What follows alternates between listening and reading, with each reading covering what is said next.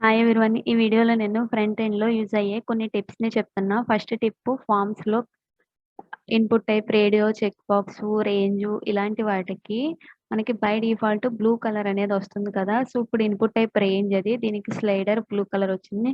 అదే radio బటన్‌కి, check బాక్స్‌కి కూడా మనం దీని మీద క్లిక్ చేయంగానే మనకి బ్లూ కలర్ అనేది వస్తుంది. సపోజ్ ఇప్పుడు మనం దాన్ని చేంజ్ చేయాలి అని అనుకుంటే మనం ఏం చేయాలి అనంటే స్టైల్ ట్యాగ్ ఓపెన్ చేసి దాంట్లో ఇన్‌పుట్ ఎలిమెంట్‌ని సెలెక్ట్ చేసి యాక్సెంట్ కలర్ అనే ఒక ప్రాపర్టీని యూజ్ చేసి మనకి ఏ కలర్ కావాలంటే అది ఇవ్వచ్చు. ఇప్పుడు నేను రెడ్ అని ఇస్తున్నా.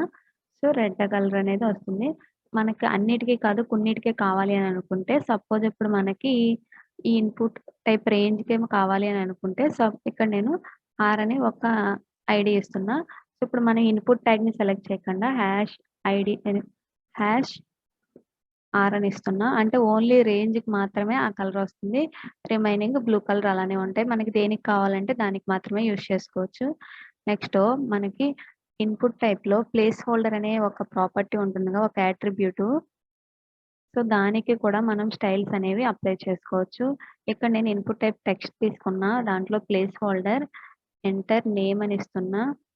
ఇప్పుడు మనం ఈ ఎంటర్ నేమ్ అనే టెక్స్ట్ మనకి బై డిఫాల్ట్ ఇలా గ్రే కలర్‌లో వస్తుంది. ఇప్పుడు దాని కలర్ మార్చాలి అనంటే మనం ఏం చేయాలి అనంటే ఇన్‌పుట్ ఎలిమెంట్‌కి ప్లేస్ హోల్డర్ అనే ఒక సూడో క్లాస్ ఉంటుంది. ఆ సూడో క్లాస్‌ని సెలెక్ట్ చేసి దానికి మనం ఏ స్టైల్స్ కావాలంటే ఆ స్టైల్స్ అప్లై చేసుకోవచ్చు. కలర్ వైట్ ఇస్తున్నా. అండ్ మనకి బ్యాక్‌గ్రౌండ్ కూడా పెట్టుకోవచ్చు దీనికి. నేను బ్యాక్‌గ్రౌండ్ బ్లూ కలర్ ఇస్తున్నా. సో, మనకి ఈ విధంగా వస్తుందనమాట. ప్లేస్ హోల్డర్‌కి మనం ఏ స్టైల్స్ కావాలి అనన్నా ఇక్కడ ఇవ్వచ్చు.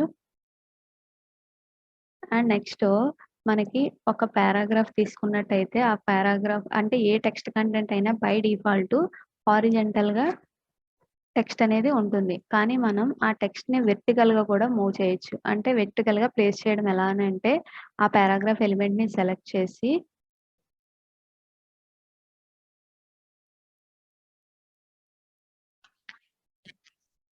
రైటింగ్ మోడ్ అనే ఒక ప్రాపర్టీ ఉంటుంది. దాంట్లో మనకి vertical, left to right, suppose ఇప్పుడు నేను ఇది తీసేస్తున్నాను.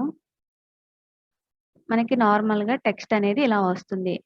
అండ్ ఇప్పుడు నేను ఆ పారాగ్రాఫ్‌కి సమ్ విడ్త్, హైట్ కూడా ఇస్తున్నా క్లియర్‌గా తెలియడం కోసం. 200 పిక్సెల్స్ ఇస్తున్నా. అండ్ హైట్ కూడా 200 పిక్సెల్స్ ఇస్తున్నా. అండ్ సమ్ బోర్డర్ కూడా ఇస్తున్నా.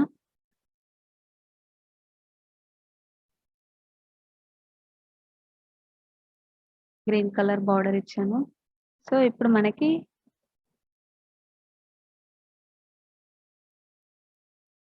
ఈ విధంగా కనిపిస్తుంది. ఎలాగా మనకి హారిజాంటల్‌గా టెక్స్ట్ అనేది వచ్చింది. ఇప్పుడు మనం ఇదే టెక్స్ట్ వెర్టికల్‌గా డిస్‌ప్లే అవ్వాలి అనంటే, అప్పుడు మనం ఏం చేయాలి అనంటే, రైటింగ్ మోడ్ అనే ఒక ప్రాపర్టీ యూజ్ చేసి, దాంట్లో వెర్టికల్, లెఫ్ట్ టు రైట్ కానీ, రైట్ టు లెఫ్ట్ కానీ ఇవ్వాలి. సో, ఇప్పుడు మనకేమైంది ఆ టెక్స్ట్ అనేది వెర్టికల్‌గా వచ్చింది. లెఫ్ట్ టు రైట్ ఇచ్చాం కాబట్టి, వెర్టికల్‌గా లెఫ్ట్ సైడ్ నుంచి వస్తుంది. అదే రైట్ టు లెఫ్ట్ కూడా ఇవ్వచ్చు. ఇప్పుడు నేను దీనికొక ఐడీ ఇస్తున్నా. దీని యొక్క ఐడీ ఎల్ఆర్ అని ఇస్తున్నా. ఇప్పుడు మనం ఎల్ఆర్ ఉన్న దానికేమో లెఫ్ట్ టు రైట్ ఇద్దాం. ఇంకొకటి తీసుకొని ఆర్ఎల్ అని ఇస్తున్నా. సో, ఇదేమో ఎల్ఆర్.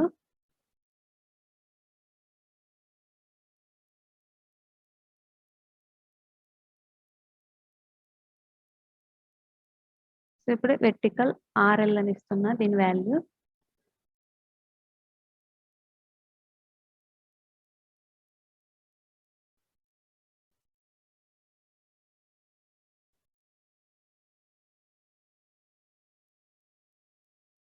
సో, ఇప్పుడు చూసుకున్నట్టయితే ఎల్ఆర్ ఉన్నదేమో ఇక్కడి నుంచి లెఫ్ట్ సైడ్ నుంచి స్టార్ట్ అయింది. ఆర్ఎల్ ఉన్నదేమో రైట్ సైడ్ నుంచి ఒక్కొక్క లైన్ వెర్టికల్‌గా రాసుకుంటూ వెళ్తుందనమాట. సపోజ్ ఇక్కడ నేను మల్టిపుల్ లైన్స్ రాస్తున్నా.